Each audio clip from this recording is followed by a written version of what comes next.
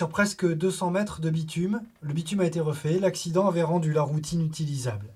Mais la configuration, elle, reste la même. Alors merci Olivier, c'est bon pour les essais, on va pouvoir enregistrer le commentaire. Allons-y. C'est parti. On est où là et ça sert à quoi cette étape-là?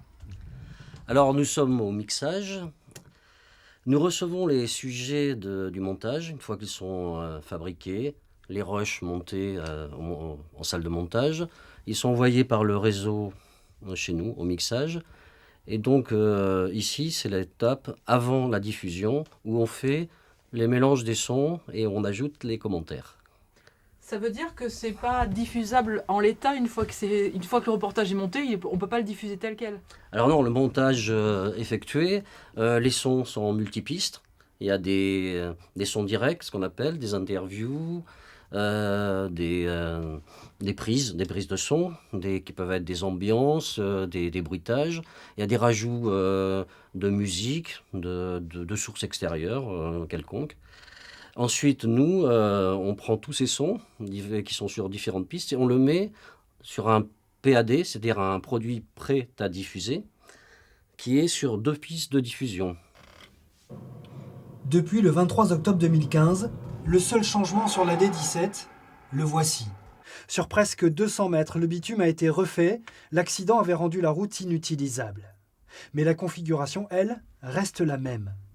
Pour le conseil départemental, l'idée d'une zone limitée à 70 n'est pas pertinente.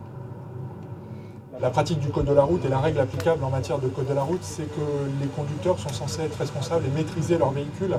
Le journaliste pose sa voix aussi, son commentaire. Alors, parmi les pistes, il y a effectivement ces pistes qui ont été enregistrées et montées, et il y a la piste du commentaire, le journaliste qui pose sa voix en cabine.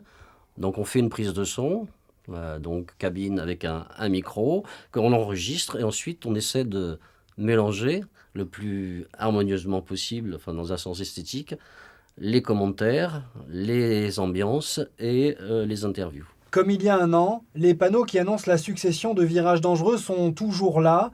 La signalisation dans la courbe est la même, conforme à la législation routière française.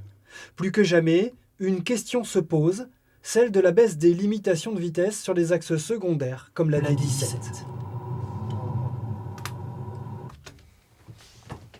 Ok, impeccable.